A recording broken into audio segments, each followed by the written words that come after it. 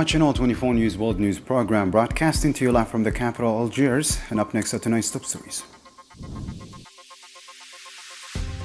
Explosions rocked Tehran on the day it names a new leader. The U.S. issues a heavy bombs threat, but Iran calls it a weak pretext.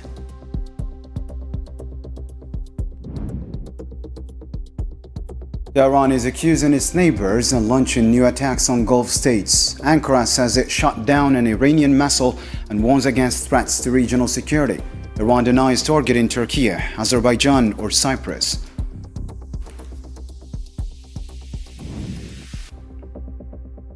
Also coming up, massive airstrikes hit Beirut. Human Rights Watch confirms that the Zionist entity used white phosphorus, and the UN says 700,000 Lebanese are now displaced, 200,000 of them children.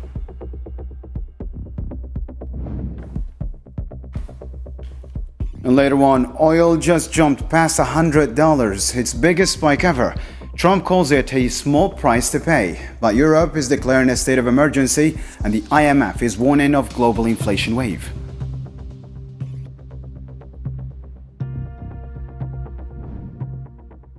Welcome back. First off in our news tonight, 11 days into the U.S. Zionist war on Iran, explosions have rocked several Iranian cities as tensions escalate on both sides, intensifying military operations. Zarfajan reports.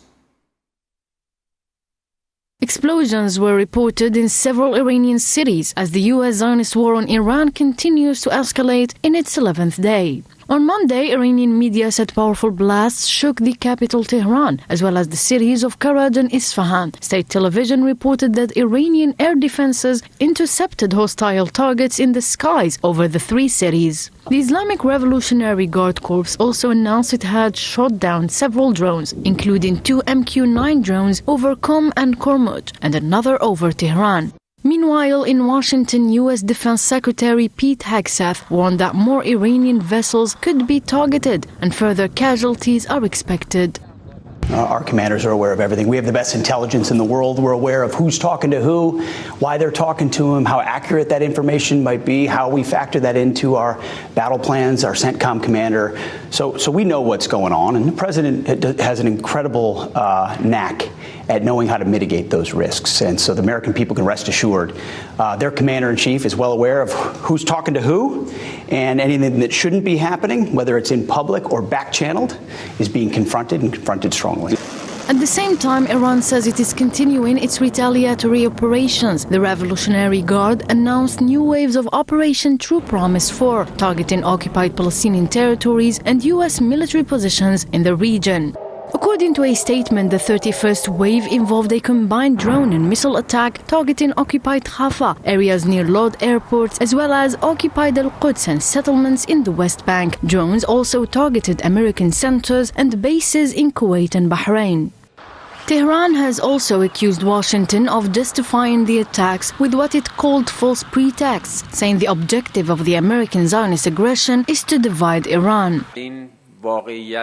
Those who insist on ignoring the logic of our defensive attacks on American bases and military assets in the region should know that missiles are being launched from residential areas in neighboring countries toward Iran, and American fighter jets are using the airspace of neighboring states to attack Iran. All of this puts regional security at risk. With strikes continuing and threats mounting, the U.S. Zionist war on Iran appears set to intensify, raising the risk of a wider confrontation across the Middle East. U.S. President Donald Trump slammed the appointment of Mojtaba Khamenei as Iran's new supreme leader, taking over from his father, Ali Khamenei. Speaking to the New York Post, Trump said he has not decided on sending U.S. troops to Iran yet. Amid reports, the administration is weighing a potential strike on an underground uranium facility near Isfahan.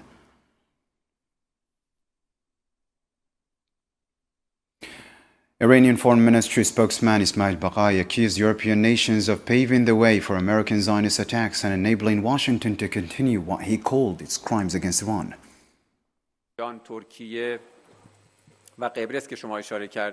Unfortunately, European countries contributed to creating these conditions instead of upholding the rule of law rather than opposing American intimidation and violations. These countries dared to express their approval of them before the UN Security Council during discussions on the reimposition of sanctions. All of this encouraged both of the American and Zionist sides to continue committing their crimes.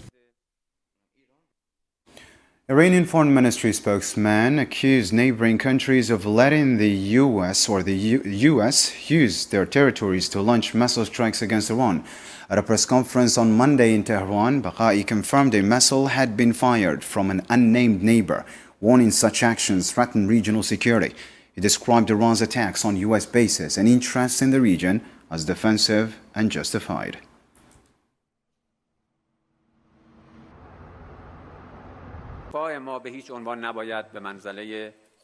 America is trying to justify its attack with flimsy pretext. There is no reason or justification for war other than to divide and weaken us. Some are trying to demonize the Iranian people, divide them and break their will. Iran will be a graveyard for its enemies. Efforts are focused on confronting the US-Israeli aggression. All international laws are now at risk because of what is happening in the country.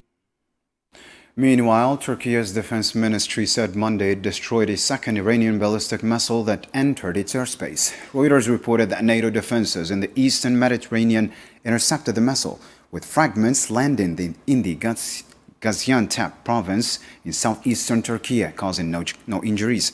NATO spokesperson Alison Hart posted on X platform that the alliance is ready to defend all members against any threat.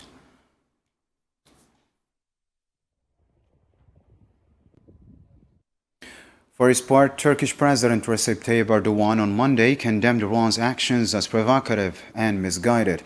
After a cabinet meeting, he stressed that Turkey's top priority is to stay out of the conflict with Iran while safeguarding national security. We are going to discuss the development with our NATO and other allies and will take necessary measures to increase our security and take extra measures. We warned Iranian authorities, but I have to underline that despite our sincere warnings, provocative steps are being taken by Iran, which will jeopardize the friendship of Turkey. In a related note, the U.S. State Department has suspended all consular services in southern Turkey and ordered non-essential staff and their families to leave the Adana consulate over security concerns. In a Monday statement, Americans in the southern eastern Turkey were urged to depart immediately.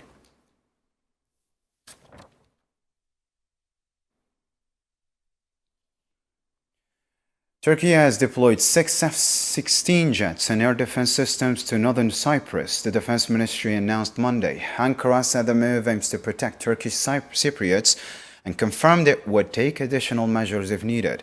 Meanwhile, Iran is pushing back. The foreign ministry spokesperson denies its forces targeted Turkey, Azerbaijan, or Cyprus.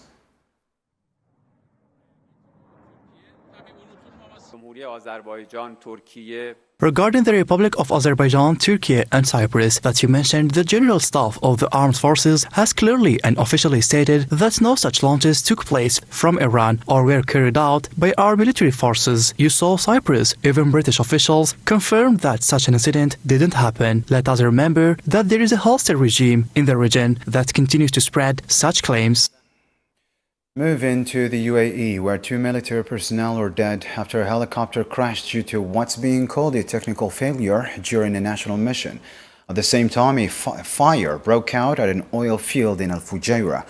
Officials say it was caused by failing or falling debris after air defense systems intercepted the target.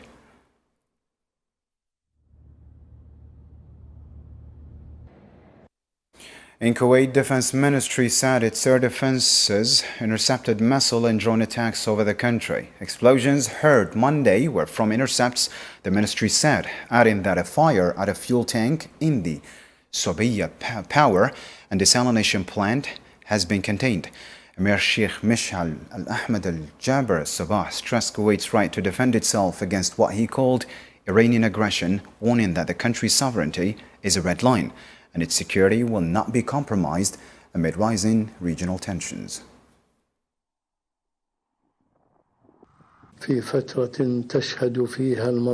The region is experiencing rapid developments, rising tensions, and unprecedented escalation. We were attacked by a neighboring state we consider a sister nation, although we did not use our land or airspace against it. Attacks on sister states threaten the security of the entire region. We retain our full right to self-defense under the Article 51 of the UN Charter in response to a blatant Iranian aggression, in accordance with the international law, and will take all necessary measures to protect our territory, people, residents, sovereignty, security, and stability. Our country is a red line. Its sovereignty is protected by the will of the people. Kuwait will not allow any state to undermine its security or stability. In the meantime, Saudi Arabia's defense ministry said it intercepted and destroyed 8 drones over the empty quarter and a Jawf region. Spokesperson Turki Maliki told SPA 7 drones targeting the Shaiba oil field were shot down in the empty quarter and 1 was destroyed east of Al Jawf. The foreign ministry warned against escalating regional tensions, reaffirming Riyadh's right to protect its security and sovereignty. It condemned Iranian attacks on Gulf airports and oil facilities, calling Tehran a threat to regional stability and the main loser in the escalation.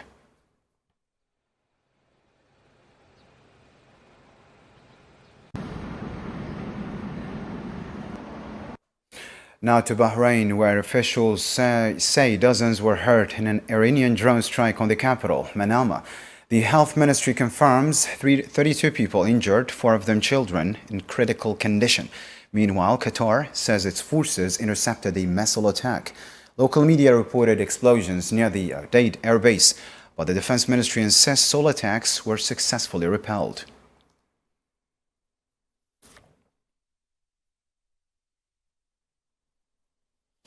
Still with the Middle East developments, but now in Lebanon, the health ministry reported 28 killed and around 50 wounded since Monday dawn amid the ongoing Zionist attacks. 2 massacres, the entire district left 16 dead, including 2 paramedics and 40 wounded. Raids in Nabatia claimed 7 lives, including a policeman, while at least 1 person was killed in Beirut's southern suburbs. 5 more bodies were recovered after a bombing near the Syrian border.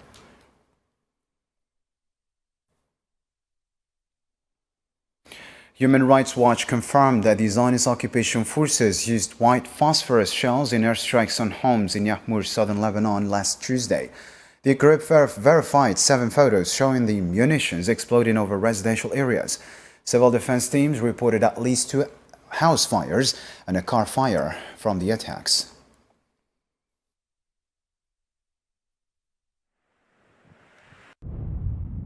The Israeli military's unlawful use of white phosphorus over residential areas is extremely alarming and will have dire consequences for civilians. Israel should immediately halt this practice, and states providing Israel with weapons, including white phosphorus munitions, should immediately suspend military assistance and arms sales and push Israel to stop firing such munitions in residential areas.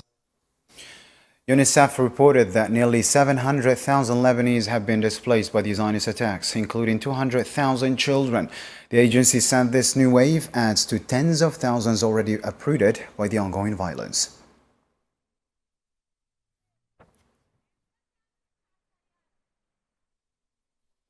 Switching focus to Gaza now. In Nusayrat, a few civilians gathered, not to protest, not to speak, just to say goodbye. Bodies wrapped, tears nearly dry. Another funeral, another loss. For Gazans, there is still no end in sight. Kermistfoy has more. Despite the so-called ceasefire that came into effect in October 2025, the Zionist bombardments continue to hit several areas across the Gaza Strip. Here in Nusayrat, many tents sheltering displaced civilians have been destroyed, and families are once again mourning their loved ones after new Zionist strikes hit this area. What's her fault? What did she do and her brother do? Her brother is 6 months old. What was their fault? What did we do? The bombs did this. Why would so many rockets and bombs fall on this tent like that? She was my only girl. According to eyewitnesses, Zionist tank shelling targeted a camp for displaced families shortly after midnight. Health officials say the brutal attack killed at least 3 people, 2 women, including a local journalist and a girl.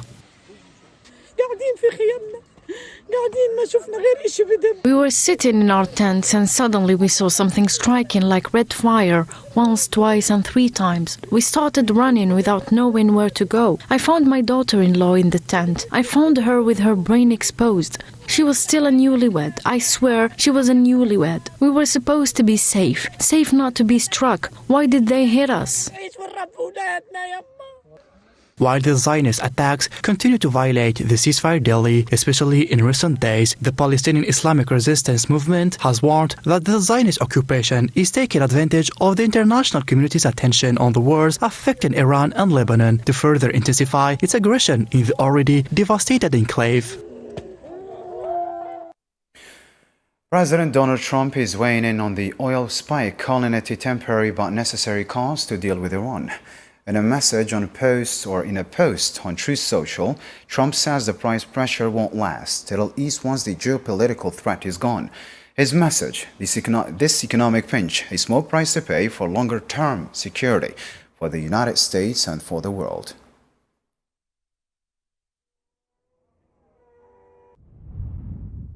The sharp rise in oil prices is a temporary cost necessary to counter the Iranian nuclear threat and ensure lasting peace. These price pressures should decrease once geopolitical tensions ease. The economic sacrifice today is small compared to the major security benefits it will bring to the United States and the world. And speaking of energy, governments worldwide are acting to curb the impact of rising oil prices amid the Middle East conflict, while Europe declares a state of emergency over supply shortages. Croatian Prime Minister Andrej Plenković said Monday his country will cap gasoline and diesel prices, becoming the first EU nation to limit fuel costs at stations. On the other hand, German Chancellor Friedrich Merz warned that soaring energy prices threaten Europe's largest economy, already under strain before the war.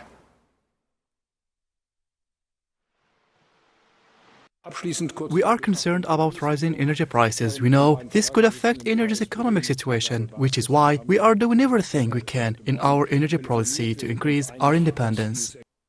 For her part, European Commission President Ursula von der Leyen warned Monday that Europe is already feeling the impact of the Middle East war, from rising energy prices to attacks on EU and NATO members. Speaking to EU ambassadors ahead of talks with Middle Eastern leaders, she called the ongoing conflict a serious concern for the Union.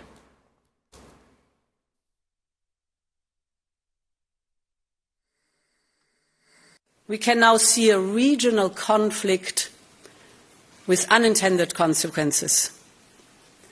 And the spillover is already a reality today, whether on energy or finance, trade or transport, or the displacement of people.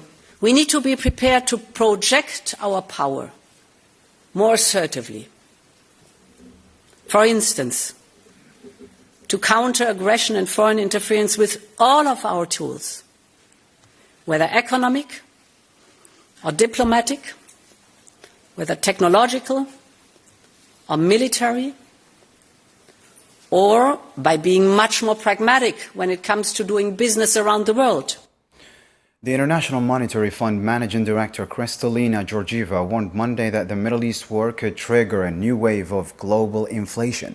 Speaking at the Future of the Global Economy seminar in Tokyo, she said a sustained 10% rise in oil prices this year would add 40 basis points to global inflation. Georgieva stressed the region faces a fresh test of resilience amid geopolitical shocks.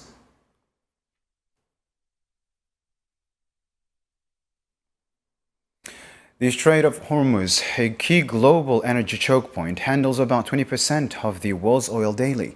Rising Middle East tensions and threats to shipping are driving global energy prices higher. More details with Salman Asib. A key gateway for global trade, the Strait of Hormuz lies at the heart of tensions in the Middle East. Any blockade of this strategic passage could seriously disrupt the global economy. The Strait of Hormuz is a narrow sort of choke point in a waterway in the Persian Gulf, and it sits just to the south of Iran and just to the north of the UAE. And it's a critical point in the waterway because much of the world's energy, be it oil products, liquefied natural gas, transits through that choke point. The strait is a narrow maritime route in the Persian Gulf through which a large share of the world's energy crude oil, petroleum products, and liquefied natural gas passes. This flow of energy is essential for economies in Asia and across the world. Amid rising tensions, the maritime sector recently classified the strait as a war operations zone, while Iran's Revolutionary Guards claimed full control. Earlier attacks on ships had already slowed traffic, forcing major shipping companies to halt or secure their vessels. The impact on markets has been immediate. The price of Brent crude oil jumped by 20%, rising from around $70 to more than $85 per barrel before surpassing $100. Countries such as Iran and other members of OPEC export most of their oil through the strait, mainly to Asia, but also to Europe, which has reduced its reliance on Russian energy since the war in Ukraine. Any disruption could delay global oil deliveries and drive prices even higher. The strait is also crucial for transporting petroleum-based products such as fertilizers and plastics. About 1/3 of the world's fertilizers passes through this route. In addition, it is vital for food imports to the Middle East, with 15 to 20 million tons of grain, including wheat, corn, sunflower, and rapeseed, transiting the strait each year. But if this does go on for weeks on weeks, we will see really a critical situation in terms of the food stocks in the Middle East. So looking at it from that perspective, that I'd say that's the first sort of major, crunch point, and let's say even a humanitarian crunch point for people to be focusing on. The blockade of the Strait of Hormuz could therefore pose a serious threat to regional food security and potentially trigger a humanitarian crisis. Russian President Vladimir Putin on Monday reaffirmed Moscow's full support for Iran amid what he called 10 days of armed aggression. In a message to Mujtaba Khamenei, Putin praised his election as supreme leader and stressed that Russia remains a reliable partner for Tehran.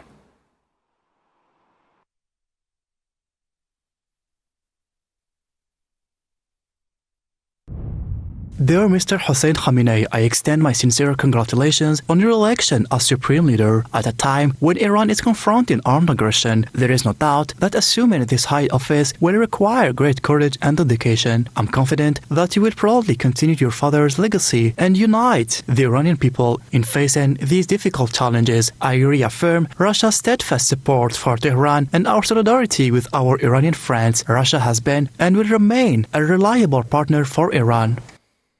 In a similar news story, Beijing on Monday opposed any threats against Iran's new supreme leader, Mujtaba Khamenei. A foreign ministry spokesman stressed that China rejects interference in other nations' affairs and called for respect for Iran's sovereignty, security, and territorial integrity.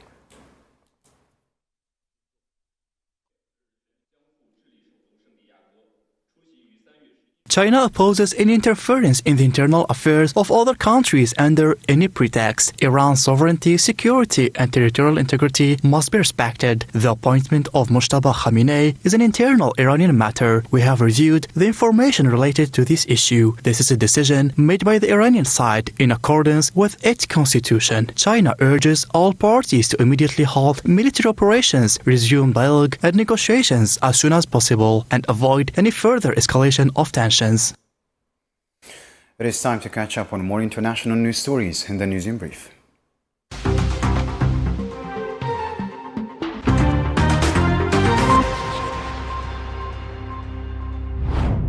The Mexican Navy seized nearly 2 tons of suspected cocaine off Guerrero's Pacific coast. Around 80 packages were handed over to the Attorney General's office for further investigation. Flash floods in Nairobi on Friday have killed 42 people, up from an initial 23, damaging streets, buildings and vehicles with Grogan Road. The nearby industrial district were heavily impacted. Russian forces captured Holubivka in Donetsk, targeted Ukrainian energy infrastructure, and claimed to have shot down 754 Ukrainian drones in 24 hours, according to a statement from the Russian Ministry of Defense.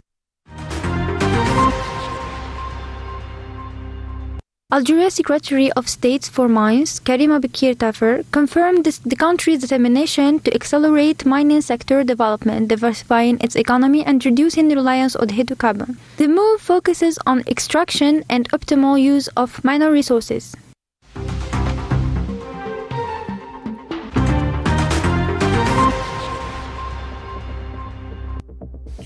And that's the end of our news program. Thank you for tuning in. Good night.